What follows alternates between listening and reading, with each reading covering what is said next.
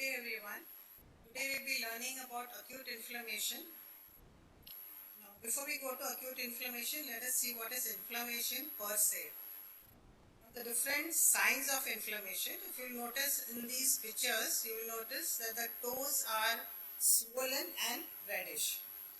Now here you will see the dorsum of the hand also having swelling and which appears reddish. This is another case of acute pharyngitis where you will see both the tonsils enlarged, swollen, and the uvula is also reddish and swollen. So now we go to the cardinal signs of inflammation. The cardinal signs of inflammation are calor, which means heat, like in calorie, rubor, which means redness, tumor, which is swelling, dolor, which is pain, and functio, lesser, loss of function. The first four which I mentioned were given to us by Celsus, and the last one was later added by Rudolf Virchow. The acute inflammatory response, the clinical indicators are general malaise, fever, pain, which is often localized to the inflamed area, and rapid pulse rate. If you look at the laboratory findings, you will notice that there is a raised neutrophil count in the peripheral blood, increased ESR, and increased acute phase reactants, especially C-reactive protein. Now, the definition of inflammation itself is inflammation is a protective rapid response to an injury intended to eliminate the causative agent as well as to remove the resulting necrotic cells and tissue resulting from the original insult. Now, is inflammation and infection the same? No. By infection we mean bacterial infection, viral infection, fungal infection, or parasitic infestation. But inflammation is a response to that infection. Now, which are the different agents that can cause inflammation? So, it can be trauma or physical trauma, chemical trauma, radiation, different microbes which we just saw, that is parasites, virus, and bacteria, different toxins, any chemical injury, and drugs, etc. Once the agent is removed, repair also takes place. This is usually done with the help of parenchymal cells or by fibrous scar tissue, which depends on where the site of the injury, which cells are injured, what is the size of that injury, where it is. Now, the inflammatory response, the participants which take place, which are present in the inflammatory response, are the different cells, that is the neutrophils, lymphocytes, monocytes, eosinophils, and the platelets. Different plasma proteins like the clotting factors, the kininogens, and the complement components. Vascular cells like endothelial cells, connective tissue like the collagen, elastin, proteoglycans, mast cells, macrophages, and fibroblasts. So in short, what happens in acute inflammation? In acute inflammation, first there is an injury where there is release of chemical mediators from the plasma connective tissue. Then there is of that inflammatory response leading to cellular and vascular response. Then the response decreases when the stimulus is removed and the inflammatory mediators are catabolized. Now, inflammation is of two types, acute inflammation and chronic inflammation. Acute, as you all know, means short duration, few minutes to few days. And which are the different what do you see in acute inflammation? So you will see a lot of fluid, edema fluid, plasma proteins, and predominance of the neutrophils. While in chronic inflammation, it is of long duration, days, weeks, months, even years. And the cells involved are lymphocytes to macrophages, vascular proliferation, and scarring. This is a picture showing you a case of acute inflammation. The gland is surrounded by neutrophils. Now, acute inflammation. What is the definition of acute inflammation? It is the immediate and early response to injury designed to bring leukocytes and plasma proteins, that is antibodies, to the site of injury along with local vascular reaction, but which is insufficient to kill the tissue. The causes of acute inflammation are again infection, bacterial, viral, fungal or parasitic infestation. There is tissue necrosis due to hypoxia, trauma, chemicals, physical injury, foreign bodies like sutures, talc, oil, and immune reactions. Now the two changes that we see in acute inflammation are vascular changes and cellular changes. Now let us start with the vascular changes. Again, the vascular changes are of two types. First, there is vascular dilatation, and second, increased vascular permeability. Now the changes in vasculature, initially when there is an injury, there is a vasoconstriction so as to reduce the loss of blood. Later on, there is vasodilatation, which is responsible for the redness and warmth that we see in inflammation. Histamine and nitric oxide, they act on the vascular smooth muscle and cause vasodilatation. Then there is increased vascular permeability leading to oozing of fluid outside the vessel, resulting in increased viscosity and slowing of circulation. So the RBCs get packed and there is stasis. This is again a picture showing you a normal vasculature and vasculature seen in inflammation. So if you notice the figure down is showing you the vasculature which is dilated, and the interstitium shows neutrophils, edema and fibrous tissue. The WBC also start accumulating, which is called margination. They squeeze out of the endothelial cells lining the blood vessels and enter the interstitial spaces. The endothelial cells are activated by mediators and they express adhesion molecules. This leads to adherence of the leukocytes to the endothelium and later on migration into the interstitial tissues. Now let's go to increased vascular permeability. In the beginning we have seen that there is increased vascular dilatation. Then there is increased intravascular hydrostatic pressure because of the vascular dilatation. So fluid moves out of the capillaries, resulting in an ultrafiltrate called transudate. Later on, because of continuous increased permeability, it results in what is called as an exudate. This is protein-rich fluid. Fluid increases in the perivascular space, resulting in increased osmotic pressure in the interstitium and decreased pressure in the vessels. This causes water and ions to outflow, resulting in edema. Now let's see the difference between transudate and exudate. Transudate is non-inflammatory in nature.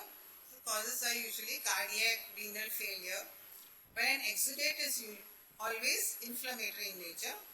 For example, in peritonitis and pleurisy. Now what is the mechanism of transudate? It's increased intracapillary pressure. While in exudate it is increased permeability of the endothelial cells. The appearance of transudate is clear, transparent, pale yellow, while an exudate is usually turbid and or hemorrhagic. The specific gravity of transudate is low, 1.006 to 1.010. Exudate is 1.018. There is no spontaneous coagulation in transudate, while there is coagulation in exudate because of the presence of fibrinogen. Protein content is low in transudate, 0.5 to 0.17, while in exudate it is more, almost 3 to 4 gram per cell. In transudate, you see very few cells, just around or less than 100, while in exudate you will see them in thousands. RBCs, you can see RBCs, polymorphs and lymphocytes too. Bacterial organisms are absent in transudate while they are present in exudate. But the different changes that take place in the vascular wall is seen more in the venules because of more number of receptors in the venules. Now the endothelium, the different changes that help in the increased permeability are: one, endothelial cell contraction. which increases the intracellular gaps, and it is due to the presence of histamine, bradykinin and leukotriene chemical mediators. It is a short-lived reaction, immediate, transient and reversible mechanism. Second is endothelial cell contraction, where there is increased vascular permeability. The cell junction is physically disrupted. This is due to chemical mediators like tumor necrosis factor and interleukin 1. It takes longer to develop, that is about 4 to 6 hours, and persists for a long time. The third is direct endothelial cell injury. The injury in burns and infection, the endothelial cells themselves are destroyed. This is an immediate sustained response, what takes hours, and delayed prolonged response, which takes days. Leukocyte-dependent endothelial injury, this is due to release of toxins, which act on the leukocytes, which will destroy the endothelial cells. Fifth is increased transcytosis due to formation of uncoated vesicles intracellularly. Sixth is leakage of new blood vessels, that is angiogenesis, which is because new blood vessels are leaky in the beginning. Now let's go to the cellular events. Cellular events are again divided into 4 parts. We have margination and rolling, adhesion and transmigration, later chemotaxis and activation, and then lastly phagocytosis and degranulation. This is a picture showing you the different stages of cellular events. In the beginning, you can see that the cells are rolling onto the endothelial cells, then there is adhesion, and then there is transmigration into the interstitium. Now the cellular events, you will notice that cellular events, first is the margination and rolling. Cells are normally placed centrally, that is axially, but when the flow is increased, the slower moving WBCs, being large, are pushed to the periphery and they start adhering to the endothelial cells, while the smaller discoid shaped RBCs move in the center. Now this movement is facilitated by a selectin family of molecules different cells. Like you have the E-selectin, which is present on the endothelial cell. You have P-selectin present on the endothelial cell and platelets. L-selectin, which is present on the surface of leukocytes. These selectins are present normally intracellularly, but when they are stimulated by histamine and thrombin or interleukin 1 and tumor necrosis factor, they come to the surface and facilitate the adherence. This adherence is facilitated by oligosaccharides. The cytokines are secreted by cells in tissues in response to the microbes and other injurious agents, cells like macrophages, mast cells and endothelial cells. This is a picture showing you the axial form movement of the RBCs in the center, while the WBCs have started marginating and moving towards the endothelial cells. Later on, adhesion takes place, and which causes pavementing of the neutrophils. This is again a similar picture showing you the WBCs having glycoproteins or oligosaccharides and integrins on them. The integrins will later on, with the help of different oligosaccharides, will attach to the endothelial cells. So let's go to the adhesion and transmigration. That is diapetasis, or movement of WBCs through the basement membrane into the extravascular space. This is mediated by immunoglobulins, which interact with the integrins on the WBCs, and they cause adhesion to the endothelial cells via the intercellular adhesion molecules, vascular cell adhesion molecules, and their expression is induced by tumor necrosis factor and interleukin 1. Later on, after the adhesion, there is transmigration of the WBCs from the venules. Now this is facilitated by platelet PECAM, that is platelet endothelial cell adhesion molecules, and there is degradation of the endothelial cell junction by secreting collagenases. Chemokines stimulate the cells to migrate through the endothelial cell junctions towards the site of injury. Now we go to the third stage, that is chemotaxis and activation. After shifting out from the blood vessels, the WBCs move towards the site of injury. This is called chemotaxis, and it is due to different chemotactic molecules, which are 1. Soluble bacterial products, components of the complement system, that is C5a, products of lipo-oxygenase pathway of arachidonic acid, and cytokines. Now, what is the method of action?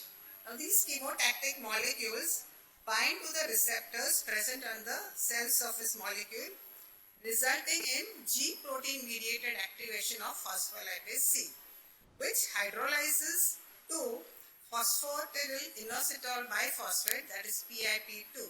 Now, this PIP2 again gets divided into diacylglycerol triphosphate. Now, diacylglycerol has different activities. We'll see that later. Now, the IP3 increases the intracellular calcium. The intracellular calcium, along with guanosine triphosphate and kinases, causes the contractile elements, that is the actin polymers. The actin polymers are derived from the actin monomers.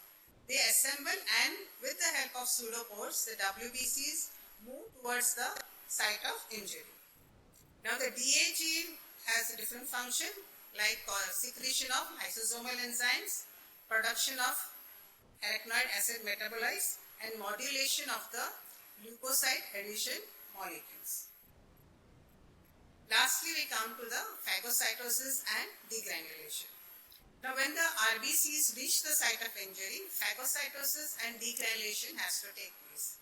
Let's see how phagocytosis takes place. Now, phagocytosis involves recognition of the particle, engulfment of that particle, and lastly, killing and degradation of the ingested material. Now, recognition of the particle takes place with the help of opsonins. The process of coating a microbe to target it for injection by the WBC is called opsonization, and the substances are called opsonins. Now, which are the opsonins?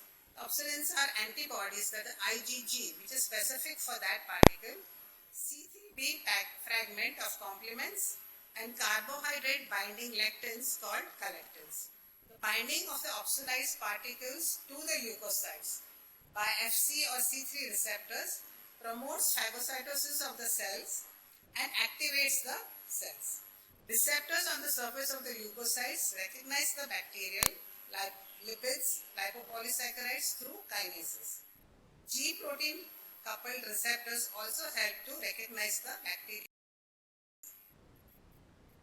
When these microorganisms are opsonized, they facilitate engulfment and then degradation. Engulfment takes place with the help of pseudopores. The vesicle formed fuses with lysosomal granules, which results in its degranulation. Then degranulation of the lysosomal granule takes place. Now, the steps in phagocytosis: first we will have adherence or binding of that particle. Then there is ingestion to form a phagosome. Fusion of the phagosome and the lysosome will result in a phagolysosome. Degradation with release of contents and killing takes place, and then there is residual body which gets extruded out. This is a pictorial diagram showing you the engulfment of the bacterial particle forming phagosome. Later on, phagosome and lysosome will fuse and form phagolysosomes, and there is exocytosis of the nuclear debris. Phagocytosis depends on polymerization of the actin filaments.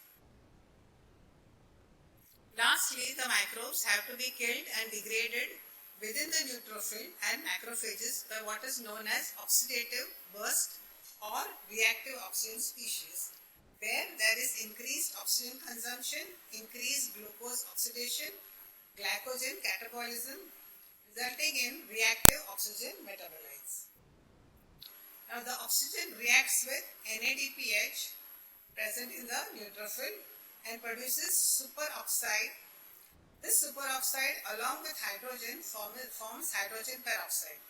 The hydrogen peroxide being weak, it reacts with different chloride or different halides, which causes hypochlorous chloride. Now HOCl kills the bacteria by halogenization and lipid and protein are produced. The enzyme myeloperoxidase present in the eosinophilic granules of the neutrophils also help to convert H2O2 to HOCl. This is called the HO2 MPO halide system. Nitric oxide also participates in microbial killing. Nitric oxide reacts with the superoxides and produces highly reactive free radicals. These oxygen and nitric radicals damage the lipids, proteins and nucleic acids of the microbes, thereby killing them. There are other mechanisms also which can kill the microbes. There is production of different lysozymes, major basic protein produced by the eosinophils, and defenses which kill the microorganism by forming holes in them.